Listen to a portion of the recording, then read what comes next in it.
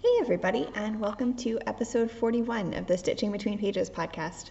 I'm Robin. You can find me on Ravelry as halfpast92 and on Instagram as medievalisting.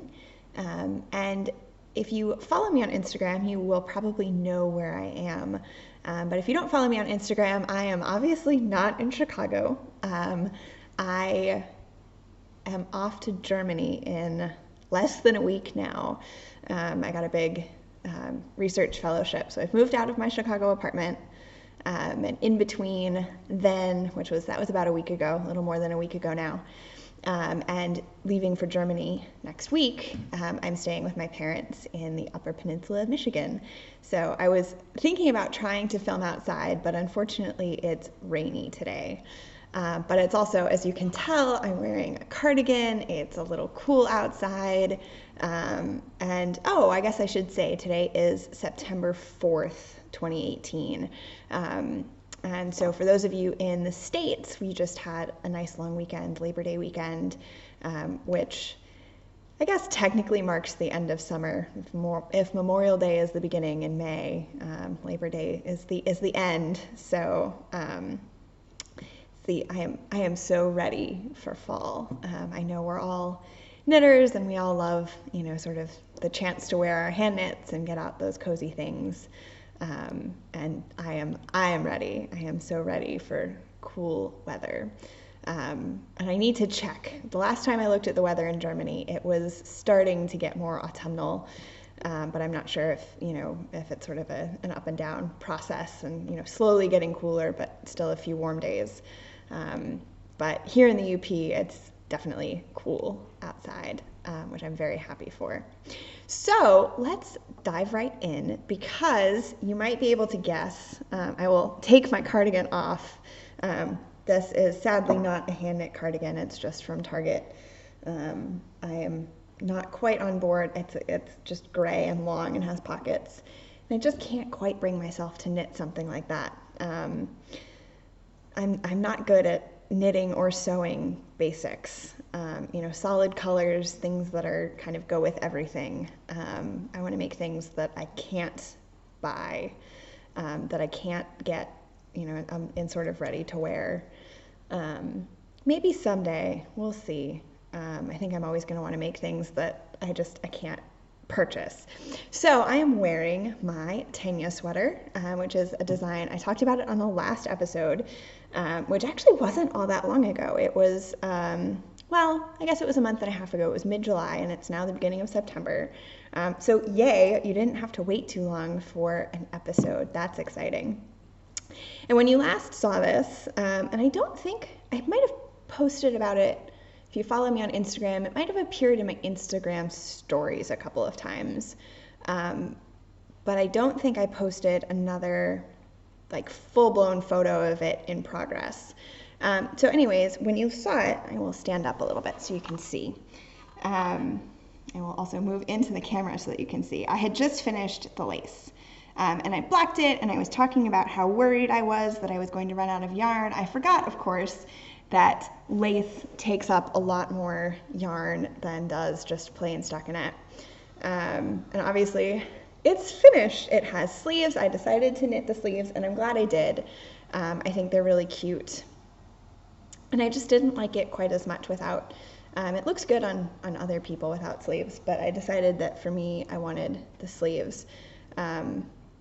And yeah, so they're done.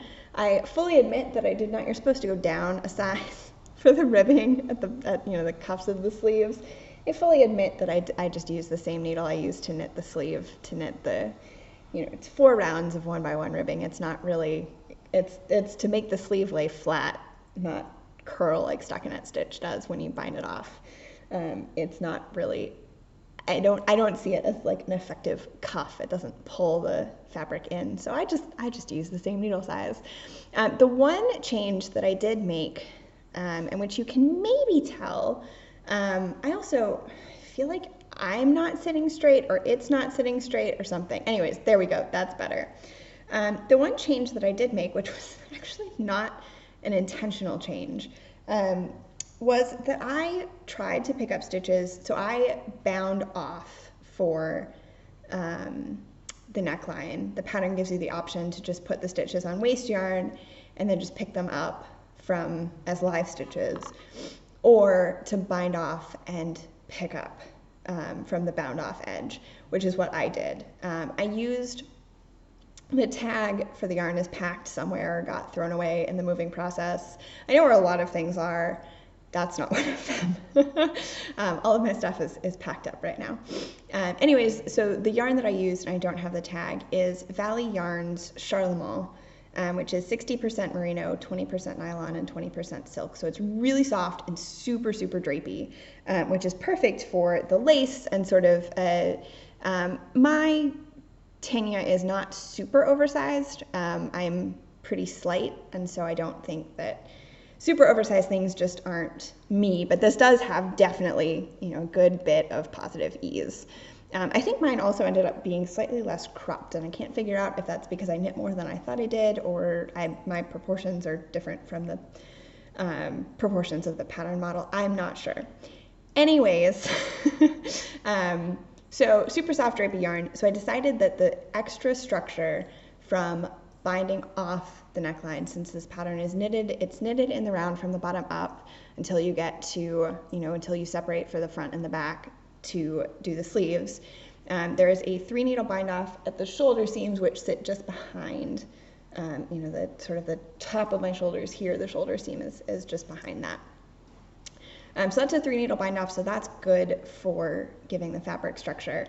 But so is binding off and picking up.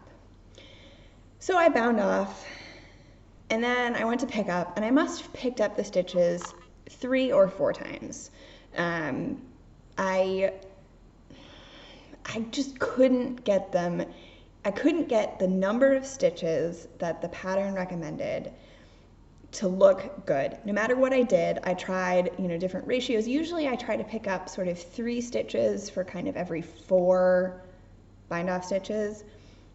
It just couldn't make it, I couldn't make it look good and get the right number of stitches that the pattern recommends.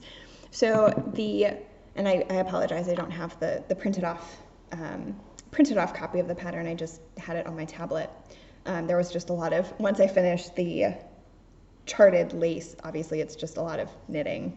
So I don't have it to show you, but the neckline in the pattern is sort of a much wider. This is a pretty close fitting neckline.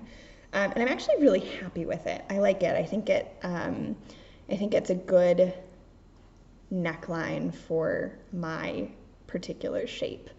I like a tidier, closer fitting neckline. I feel like that wider neckline with this sort of drapey yarn and the way my shoulders are, it could have just looked sloppy. So it was unintentional, but I'm really happy with it, I guess, is what I'm trying to say. I also, full disclosure, the ends are woven in, but I have not actually blocked it yet. We'll talk a little bit more. I have another work in progress cardigan, or a work in progress cardigan, to show you, but things take a long time to dry up here. So, and I knew that I wanted to film today, so I decided to wear it despite the fact that it is unblocked. You may remember, if you watched the last episode, I'll stand up again so you can see the lace. I did block, the lace has been blocked. It's been blocked to about here.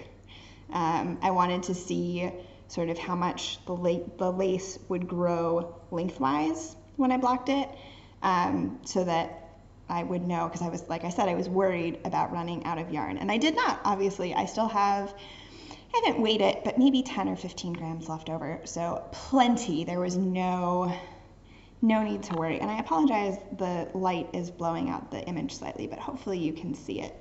Let's see. There we go. If I stand back here, I guess you can see the whole thing, so that's exciting. Yay, behind the chair. Never mind.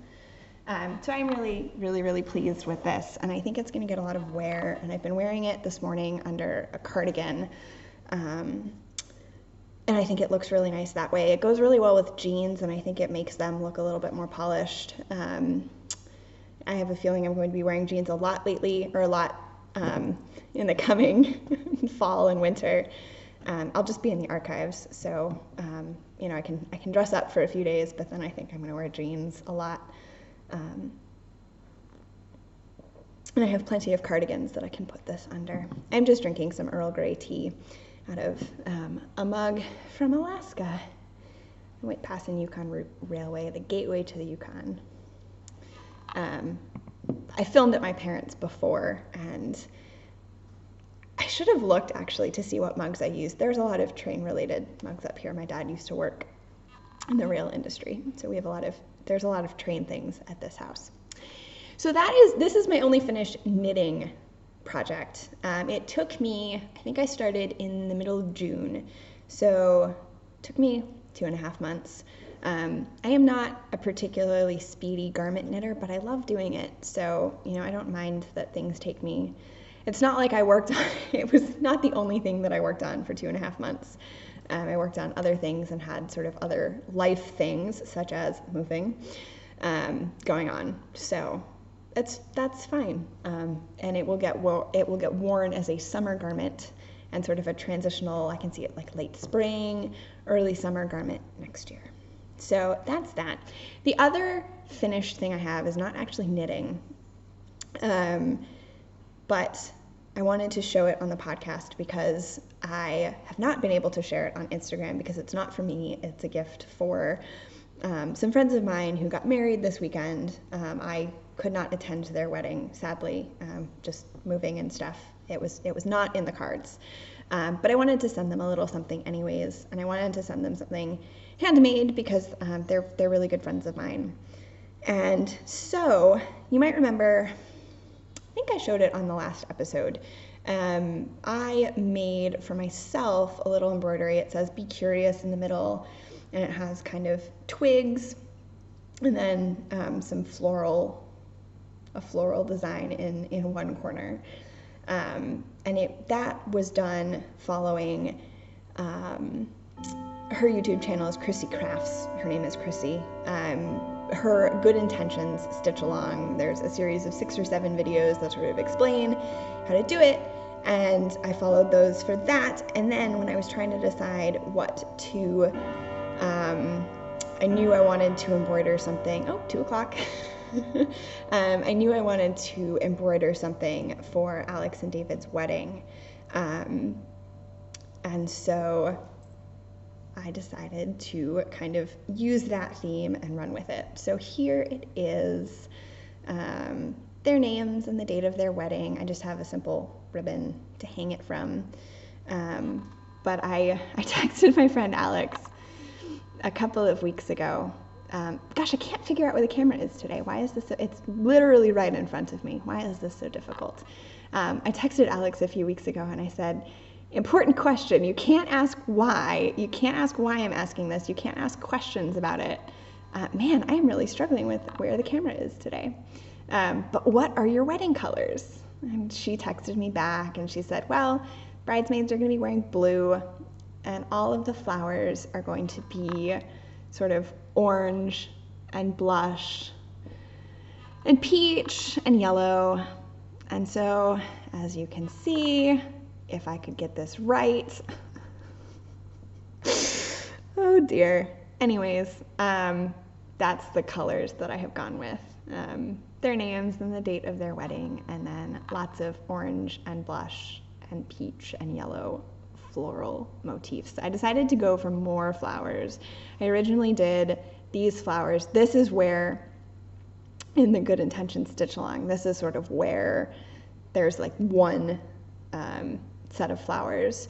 And then I added some flowers up here, and then I thought, you know what, I'm gonna put some more down here because I love doing French knots. And you can see, I think, if it would focus, not on my face, but on, there we go. There's a lot of French knots, a few lazy daisy petals, and then wagon wheel roses, which are super fun to do also. This is the most detailed section of flowers. There's some fly stitch vines and leaves, and lots of wagon wheel roses, lots of French knots. Then this one just has a few little greeneries, some little yellow French knots, and some wagon wheel roses. I love doing French knots. I don't think that's a secret anymore, if it ever was. But anyways, I guess I can show you the back too. I don't get super fancy with my finishing. I just trimmed the edge and then just used a running stitch to kind of gather it in. It reminds me of a pie, like the edge of a pie pastry. I don't know, just something about the way it sort of crimps in.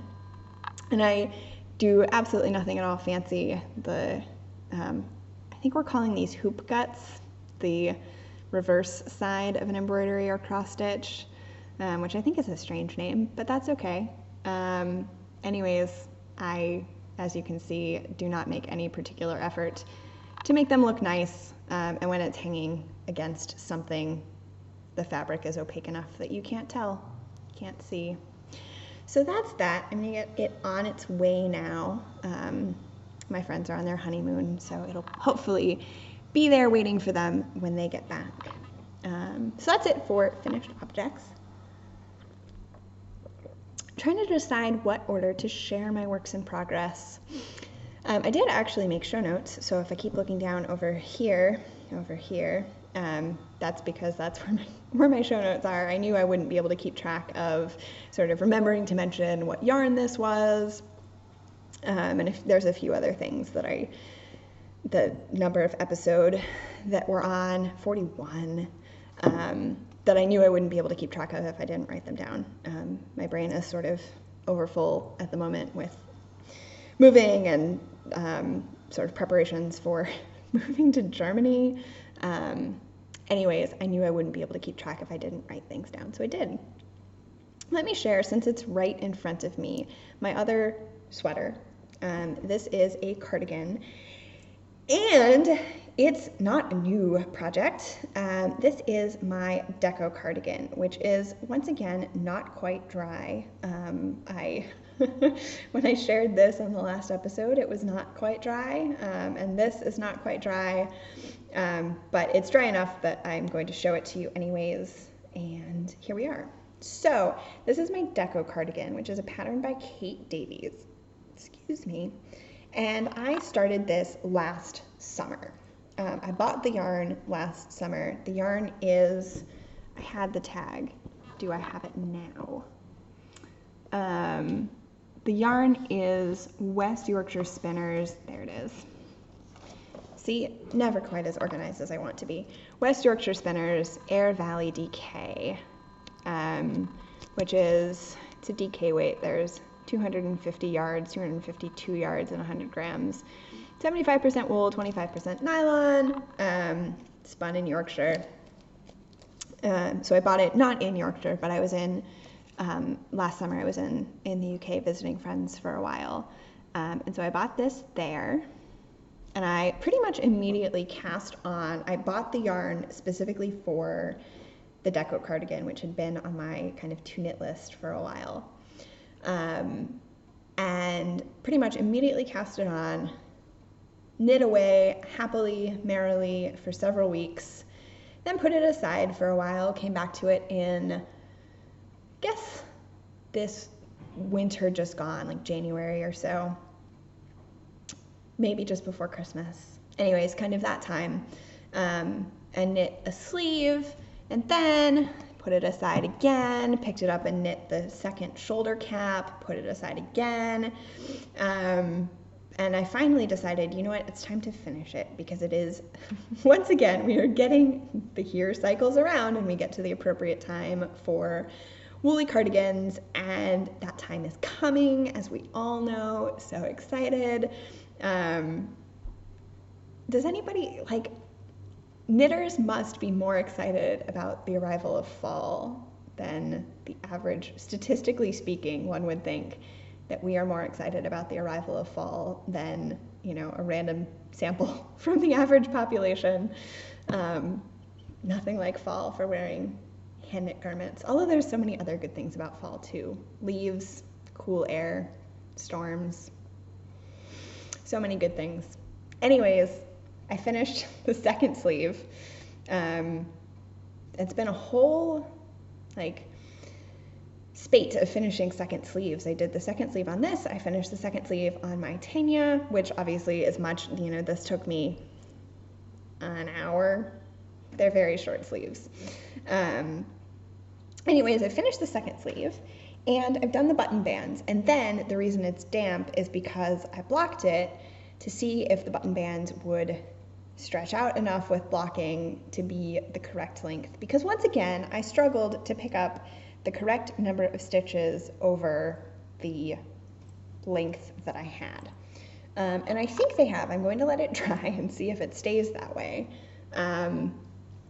But the struggle was that the edge that I was picking up stitches over was a slip stitch edge. So it's nice and easy to, makes it easy to pick up the stitches. This is the wrong side. So you can see where the edge where I picked up.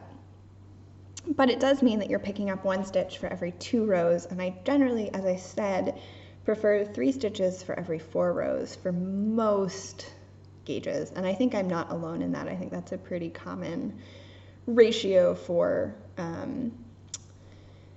picking up stitches. Anyways, I think we'll be all right. I think it's, here's the bottom and here's the, is that right? Yes, this is the bottom of the cardigan, and then the top is up here, and I still have to pick up and knit. There is a neckband that obviously goes from the top of the button band all the way around the neckline to the top of the other button band. So I think we'll be all right, thankfully. I really was not looking forward to having to rip out and re-knit those button bands. I don't love picking up stitches. I don't think I'm alone in that. So let me try to show you the cardigan. It has this really pretty, it's called the deco cardigan because this sort of slip stitch, it's kind of a vintage shape. It's long sleeved, but sort of just bracelet length sleeves. Not overly long. It's kind of not, I wouldn't say it's cropped, but it hits kind of right at, I'm gesturing to a point on my body that you can't see, sort of the top of your hip.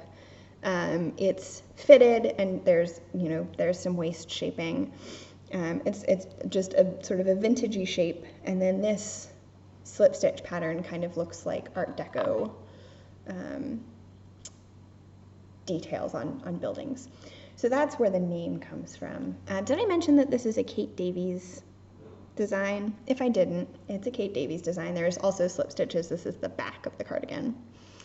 So I did not look up what size needles I used. I'm pretty sure I used the sizes that are recommended in the pattern.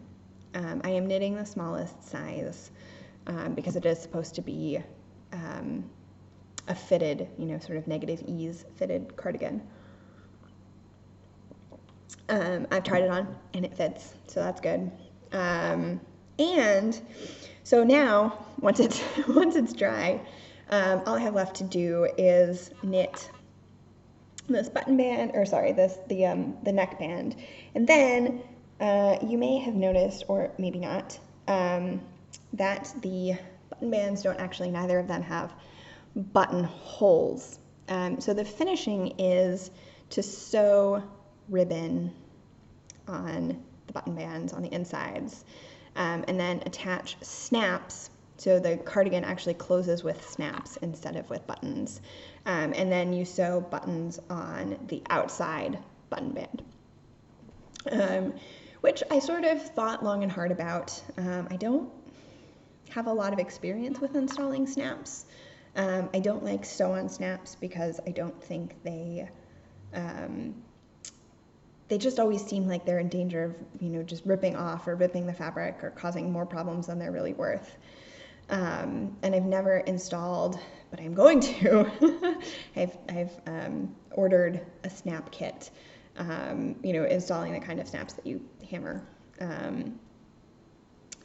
And I've also ordered ribbon that I think is going to be really pretty. It's kind of a vintage-y,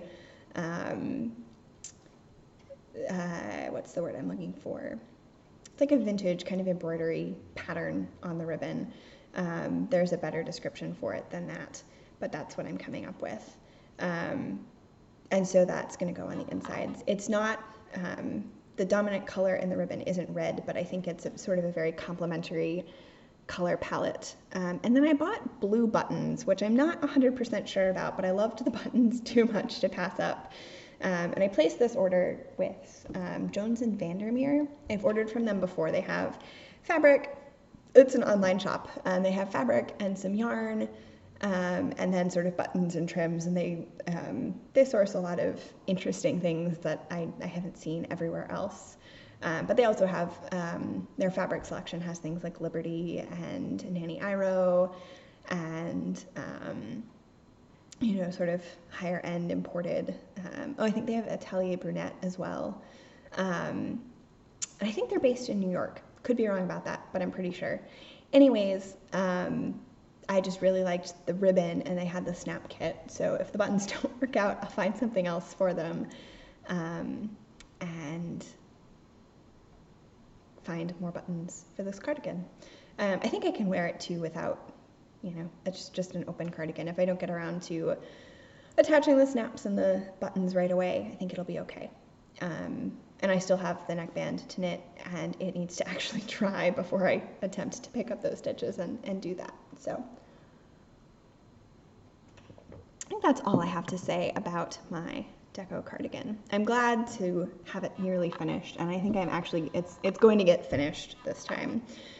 Even if I don't manage to do the snaps and the buttons, it'll at least be wearable. Really all I have is the neckband, and that's maybe an evening or two of knitting, depending how quickly I manage to pick up the stitches, which I'm obviously not having great luck with at the moment. Okay, so let me talk about, this is something that you have not seen before. I think everything else I've talked about before, except for the embroidery. So you have seen, if you follow me on Instagram, you've seen part of this, and I actually haven't worked on it in several weeks. But I showed on the last episode my skein of hand-spun chain-plied Malabrigo. And this is Malabrigo Nube is the name of the fiber. The colorway is called Piedras, which means stones. I apologize to Spanish speakers. I do not speak Spanish, so my pronunciation is probably not great. But anyways, it's 100% merino.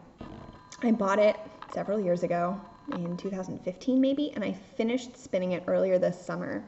I learned how to chain ply for it because I knew that I wanted to keep the colors together and not sort of end up with a muddy mess. And then I was looking for some sort of really simple project, because obviously this is it's hand spun, so it's not perfectly even. It's actually, knitting it up, I'm surprised at how even it seems. I'm actually kind of impressed. But also the colors are a little bit more, they need something simple so that the colors are really what stands out. So I looked around and I wanted to knit, I've knit a hat for my very first hand spun. I knit a hat out of. And I have a couple more skeins of hand spun that I have not actually knit into anything yet. But I was just so excited about this that I pretty much wanted to cast it on immediately and turn it into something. So I am knitting a cowl pattern called The Cooler Side of Warm, which is a free pattern on Ravelry, designed by, I'm not sure if there are multiple women behind Espace Tricot, which is a yarn shop in, I believe, Montreal, Canada, Montreal, Quebec, Canada. I'm not sure if it's owned by multiple women or if multiple people design their patterns. But anyways, they have a bunch of free patterns. Lots of cowls. I think there's a sweater now that I just saw that looks really exciting, kind of a cozy sort of pullover with, I think it has a split hem and maybe dolman sleeves. I could be making all of that up, but I think that's what I saw. It looks really exciting. And anyways, I had never considered their patterns before, but I just sort of, scrolling through the depths of Ravelry, found this one. And so I cast it on, and if you follow me on Instagram, I think I've posted one photo of sort of the ribbing in progress, but so it's knit, You knit a bunch of 4 inches of 1x1 ribbing flat. So this is not there, it's split. So it sort of lays over your shoulder, which I like. I like that it's going to be kind of a fitted cowl, not sort of a super drapey cowl, but more like a warm, to go under your coat and sort of be close around your neck to keep it warm. But I like that it sort of is designed to kind of sit over your shoulder nicely, and sort of walk that line and keep this area warm, between your coat and the outside air. So then I've just 5 rows ago joined it in the round. So I have not made a ton. So you can see where I've joined it in the round, and here's the split in the ribbing. So I haven't made a ton of progress lately, but it was in a box and I just got it out of that box so that I could include it on this episode, because I wanted to show you that I actually carried through with my ambition of finding the perfect cowl pattern for my yarn. And I've made some progress on it. It was really easy knitting in the wake of finishing my exam. And if you watched the last episode, I finished my comprehensive exams successfully, which is a huge relief. And I've kind of been taking some time off. I'm ready to get back to my research once I'm in Germany, but I've been taking it pretty easy in this sort of late part of the summer, what with having finished exams and all that. So it was sort of really nice, easy kind of TV knitting. And I love the colors so much. It reminds me of a sunset. This feels really autumnal to me, but I love the greens with the purples and the oranges. I just think it's just really pretty, and I'm really happy with it. And I'm really happy with the fact, there's a stitch there where you can see the yarn is much heavier than everywhere else. But in general, it looks, the yarn is working up pretty evenly, which I'm really pleased with. I know that's often the case, that sort of plying helps to even out. I'm not an expert spinner. I have spun 4 skeins of yarn. I spin very infrequently. I showed a new spinning project on the last episode. Haven't touched it since then. And so I'm fine with sort of uneven yarn that looks hand spun. But plying helps balance out sort of slightly uneven singles, and then knitting helps balance it out even more, and it makes it look more even than perhaps it really is. But I'm really pleased. There is a definite difference in sort of the evenness and quality of the spinning and yarn from the very first hat that I made with my very first hand spun to this, which is my like I said, my 4th skein of hand spun yarn. I just spin on a drop spindle. I don't have a spinning wheel. Don't plan to get one because I don't spin super frequently. I am knitting this. I think these are US 8s. These are Knit Picks. Just they're wooden needles. Nothing fancy. I think they're 8s. I think they're US 8s. And I don't know what that is in millimeters. I'm really sorry.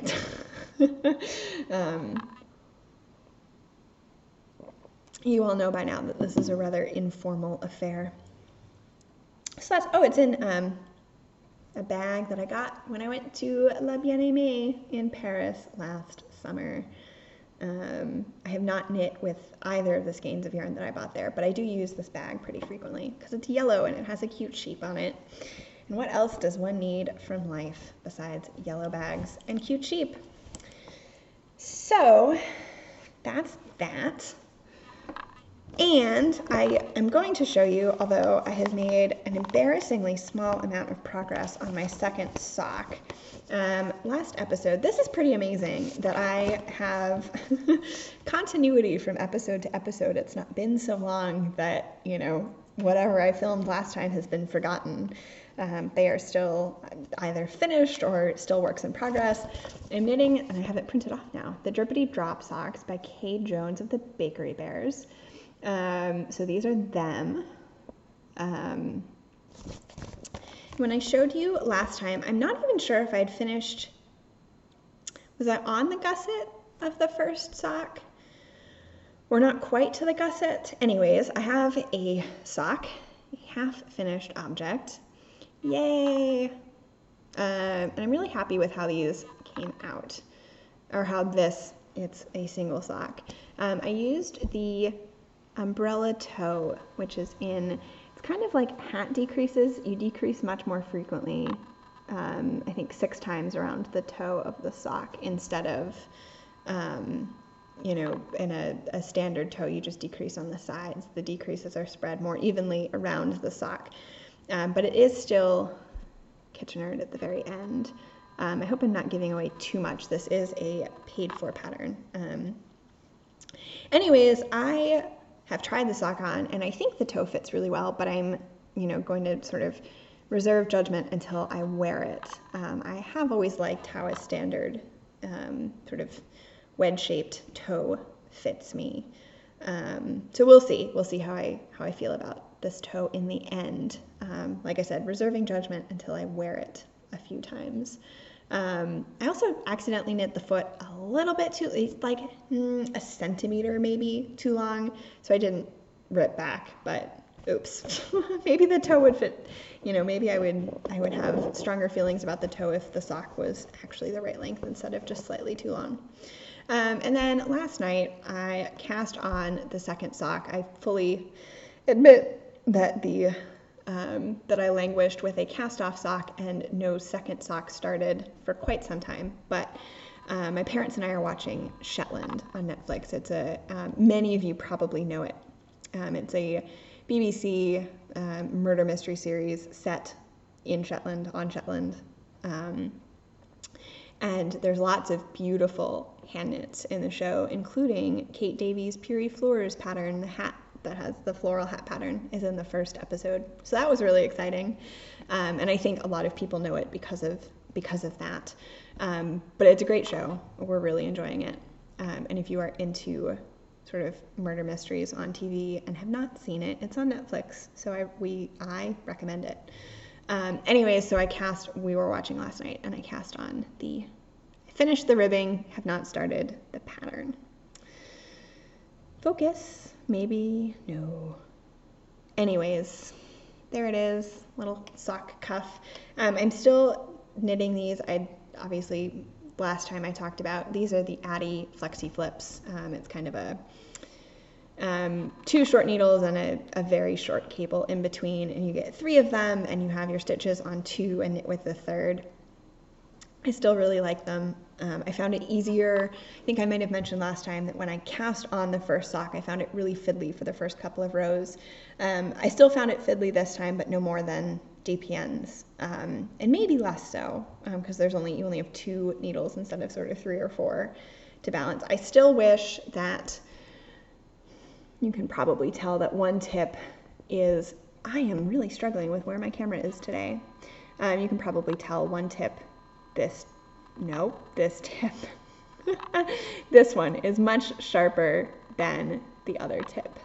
And I do wish that both tips were the sharp tips, that you had an option to get, although I suppose that's the flips part of this is the flexi part of the name, and the flips is that you have one pointy and one less pointy, and I like a good pointy knitting needle, particularly for socks. So I do wish that both of them were pointy, but we can't have everything. So, I should tell you, the yarn is Misty Alpaca hand paint sock yarn. As you can see, 50% alpaca, 30% wool, 10% silk, 10% nylon. So they should be good and strong because both silk and nylon are quite strong. And it's 437 yards and 100 gram skein. So that's pretty good. The colorway is Eiffel. And I bought this yarn on sale at a yarn shop in Chicago that closed. Sadly, it was very close to me, which was convenient, but they closed, alas. So here it is in the skein, and I think I said last time that I liked how it looked in the skein. I liked it even more once I'd wound it into a ball. or into a cake. And then I like it even more once I can see sort of how it's striping and the colors are working together. It's kind of really soft colors, kind of, my favorite blue, and there's a really pretty purple, a little bit of pink and a little bit of green on kind of a grayish background. You can see the stripe pattern a little bit more clearly when it's not, there's not the sort of, when you aren't looking at the slip stitch pattern. Although I'm glad that I'm working this in a pattern. I think it's a little bit more interesting than just the stripes. They're really skinny stripes, obviously. So that's that. Chugging right along. I have one more. I've talked about this before, and I finally have swatched. I'm gonna give the swatch a bath after I finish filming. Again, things take a long time to dry up here. My parents are right on the lake, and it's raining outside right now, so things are just a little bit damp, and it's not super warm. So things, I wanted to show the swatch, proof that I have swatched, before I give it a bath. And I struggle with this. I know that part of the purpose of swatching is to check your gauge and to see if you like the fabric that you're getting. But I also think that a swatch behaves very differently from a sweater, right? When you have a sweater, there's sort of seams to contend with and shaping to contend with, and there's a lot more weight, right? The seams up here are holding up rather a lot of, this is almost 200 grams of knitted fabric. So it just sort of, it always seems to me like, swatching is good, but you never quite really know. You don't have sort of all of the variables, and there's no way this is about as far as I can be bothered to go. I know people swatch color work, people swatch lace patterns, people swatch, in the round and flat, and I just don't. I want to knit the thing, not the swatch. I can see also the value of doing lots of different swatches and practicing or swatching decreases and increases and lace and color work if you're designing something, because then obviously it's a much smaller commitment and you aren't knitting a design that won't work, and that's something you could have figured out by swatching. But swatching I don't know. Anyways, those are my thoughts on swatches. I don't love swatching. In case anybody hadn't figured that out. Sometimes I just start knitting and then measure I think I did that with my deco cardigan. I just started knitting and then I checked my gauge, when I was 3 or 4 inches into the sweater. And it was fine, so that's great. I did swatch many times for my Tanya sweater. It took me 3 swatches to find, to get the stitch gauge. I never got the row gauge, but all the lengths in the pattern are given in inches, so it didn't really matter all that much. Anyways, this is a swatch. Yay! I'm going to measure it, or wash it and then measure it later. But, I should know better. I always cast on more stitches.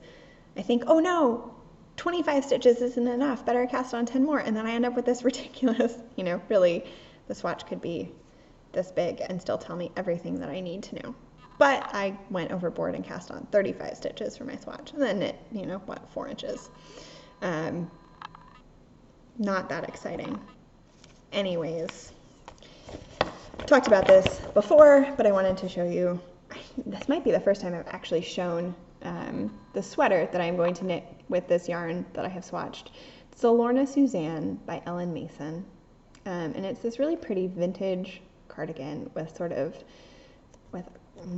a collar and some really pretty lace detailing down the front. 3/4 length sleeves. I love 3/4 length sleeves. Some pretty bobbles on the, oh dear. Some pretty bobble details on the collar. You can see them. I'm going to stop trying to point to them.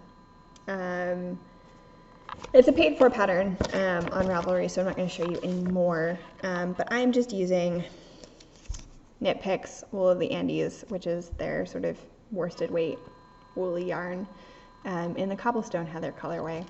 I have a bunch of skeins, many skeins. I bought this yarn last summer. So there's all the details. Not super exciting yarn, but I think it'll be really good for the sweater. And I think, I don't know, I've been thinking a lot lately about hand knits, and I love the process of making things. And I really like playing with colors. I really like knitting in color. This is unusual that I've knit myself a gray sweater, and I'm going to cast on another gray sweater. Most of my hand knits are, is that true? My Wolf River is gray. I finished that last Thanksgiving. And I have a Tin Can Knits cardigan that is mostly gray, but I've knit all the ribbing and the yoke in a purple or a raspberry jam kind of color. I think other than that, most of my hand knits are colors. But anyways, I love the process of making them. I'm definitely a process person. I definitely, I love the sort of making of the thing as much as the thing itself when it's done. But I don't wear my hand knits as much as I would like to. And I think part of that is because I hate washing them. I just don't love that process. So I'm trying to be better about that. And I think that using sort of more of just kind of a workhorse-y, not super fancy, not hand-dyed or particularly soft yarn will make me less worried about what could go wrong when I wash it. So I'm looking forward to just using some normal, not super exciting yarn to knit. I think it will be perfect for the cardigan. I think it will really work well with, it has good stitch definition, so it'll work really well for that lace detailing. I think it'll just be a good match of yarn and pattern that hopefully I can get a lot of wear out of, by which I mean wear it regularly and wash it when it needs to be washed instead of kind of not wearing it because I don't want to have to wash it. Does anybody else have that problem, or is that just a weird Robin problem? That could just be a weird Robin problem. So that's that. Hopefully next time I talk to you and or on Instagram, you will get to see this sweater in progress. I'm hoping to cast it on before I leave for Germany. And I think it's going to be the main project that I take with me. Not obviously, I haven't told you I will be gone for 10 months. So if any of you are in Germany, I'm going to be in the south. I'm going to be in Freiburg and Munich. And I mentioned on Instagram, and several of you have told me that you are in Germany or specifically in Freiburg and Munich. And thank you so much to those of you who have already done that, because that's really exciting. I'm looking forward to meeting you. But if any of you are knitters in sort of those areas of Germany, please do reach out to me. It would be really nice to meet up. That's it. I don't know anybody at all. So it would be nice to, if you're in that area, perhaps we could get a cup of coffee or something. So I'm going to be gone for 10 months. I'm going to take this with me. And then when I need another project, I guess I will have to go yarn shopping. Darn. I think I will probably also take the socks with me and finish those off because that's a practical thing to wear. I don't have it's only with sweaters that I have a problem with the hand washing process. I wash my shawls when they need it, which I feel like they don't need it super frequently. It's not a dirty, they don't really get dirty. And then I tend to throw my socks in the washing machine. I'm not particularly precious about them. And I tend to use either superwash yarn or commercial sock yarn that is fine. I hang them all to dry, but I do throw them in the wash on delicate. So that's that. Swatch. And I think that's it for my knitting. I do briefly want to tell you about a book that I just finished. And again, if you follow me on Instagram, I think I posted about, I've been reading a lot while I've been up here. I've been up here for a week. I think I've read, let's see, I finished three books? I think I finished 3 books, of which this is one. I'm reading another that I'm going to finish. It's not going to take me very long. And after we finish talking, I am going to run some errands with my dad, and we're going to stop at the library so I can get another book.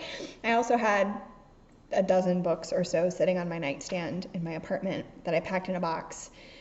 I kept telling myself that I was going to read all of these books before I went to Germany. Not going to happen. It just is not going to happen. I knew it wasn't going to, but, you know, I delude myself sometimes. Anyways, of the books that I have finished and of the books that I've read since I finished my exam, this has been my favorite. Many of you will probably know this, Gilead by Marilyn Robinson, which won the Pulitzer Prize. Hey, I got it right.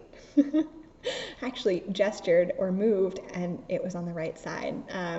It won the Pulitzer Prize, and it is the first of a trilogy. I have only read Gilead so far, although I do intend to read the other 2 books.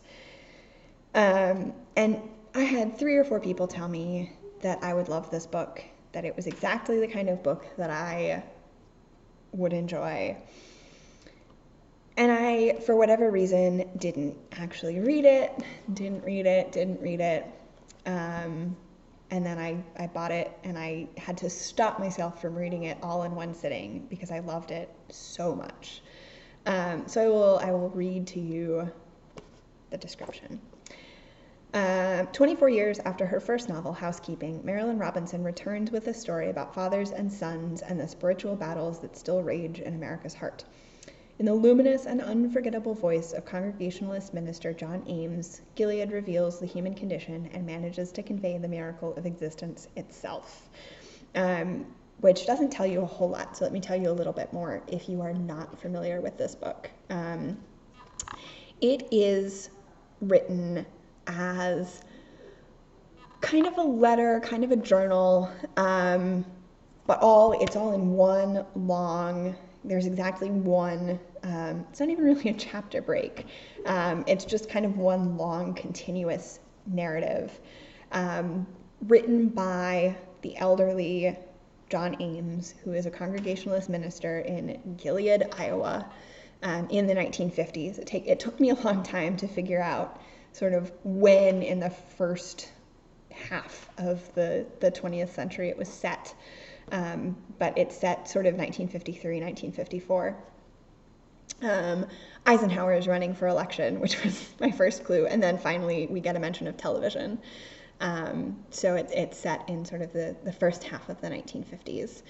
And it's a letter to his young son. His young son is 6 or 7.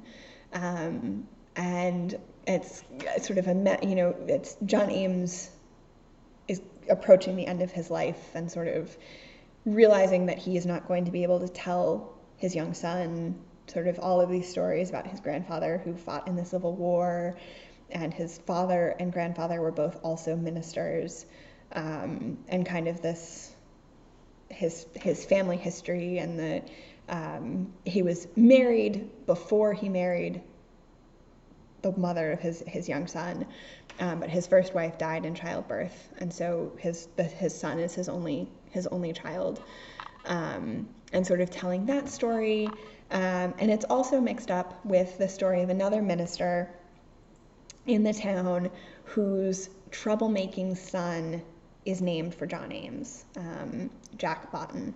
He goes by Jack, John Ames Boughton, and sort of that story is also integral. Jack sort of gets very close to John Ames's young son and wife, and it's really, sometimes good literature just isn't fun to read. I hope I'm not the only person who thinks that. I'm sure I'm not. this is both good literature and just a real treat to read. Marilyn Robinson does not waste a single word. Every word, it's sort of very simple writing, very simple language, but it's not, and it's kind of a simple story too. It's a story about family and sort of all of the things that means. But it's, you know, I don't know. I've dog-eared. You can probably tell. I've dog-eared a bunch of pages, and I was going to pick one to read to you. I think I'll read the first one that I dog-eared because this one made me laugh. So it's written in the first person because it is as John Ames writing to his son. I've always been taller than most, larger than most. It runs in my family. When I was a boy, people took me to be older than I was and often expected more of me, more common sense usually, than I could come up with at the time. I got pretty good at pretending I understood more than I did, a skill which has served me through life. I say this because I want you to realize that I am not by any means a saint. My life does not compare with my grandfather's. I get much more respect than I deserve. This seems harmless enough in most cases. People want to respect the pastor, and I'm not going to interfere with that. But I've developed a great reputation for wisdom by ordering more books than I ever had time to read, and reading more books by far than I learned anything useful from. Except, of course, that some very tedious gentlemen have written books. This is not a new insight, but the truth of it is something you have to experience to fully grasp. And that just made me laugh because I always have more books than I can read. And some very tedious people have written some very tedious books that I've had the pleasure of reading. So anyways, if you aren't familiar with this, I really can't recommend it enough. Maybe it says something that my summer reading recommendations, I think last summer I was all about Saints for All Occasions by J. Courtney Sullivan, which is also a story that was a story about mothers and sons and religion in America, and this is a story about fathers and sons and religion in America. So maybe that tells you something about the kinds of things that I like to read. But I just really, really, really loved this book so much. And so take my word and also the word of the 6 people, and it was not 6, it was probably 3 or 4 people who recommended this book to me. And it's really good. So I think I'm going to let you all go. It's not quite an hour long, but that's fine. I'm not sure when I will be able to film again, but I am going to take my good video camera with me to Germany. So I'm hoping that I'll be able to film something for you while I'm there. You can follow me on Instagram. I'm going to try to post lots of exciting pictures of Freiburg and Munich and things that I'm doing, and archives are closed on the weekends. So I'm hoping to do a little bit of traveling, see a few places in Germany. I've been to Germany before. I spent about 5 or 6 days in Munich about 5 years ago doing research. So I'm looking forward to getting to explore a little bit more, to living abroad again, meeting some new people, doing some new things, and also researching for my dissertation. So that's really exciting. It's going to be a good year. I'm looking forward to it. So anyways, if you don't already follow me on Instagram, you should head over there and follow me. I have not done show notes for the past several episodes and will not for this episode either. It just means that I can spend more time knitting and actually filming episodes, sort of on a scale of things to give up. That's an easy one. But I will make a post. There is a Ravelry group, and I will make a post over there. Or you can feel free to just comment on the YouTube video if you have questions about anything that I shared, or if I didn't mention something that you want to know. I made pretty much no mention of needle sizes. Sorry about that. But I think I told you what all the yarn was. Anyways, if you have any questions about anything, or if something wasn't clear, feel free to let me know, and I will answer your question as quickly as I can. And if you don't follow me on Instagram, feel free to do so. Because that's where I'll share probably a lot of my adventures. Yay. Cool. So on that note, I hope you all had, those of you in the States had a lovely Labor Day weekend. Those of you in the UK recently had the long August bank holiday weekend. Kids are back to school. Hopefully everybody who's involved in the back to school season has a good one. And happy knitting. Yay. Hope you're all enjoying the onset of autumn if you're in the northern hemisphere. If you're in the southern hemisphere, happy spring. Yay. That's also exciting. Spring is also good. All right, I will let you go. Bye.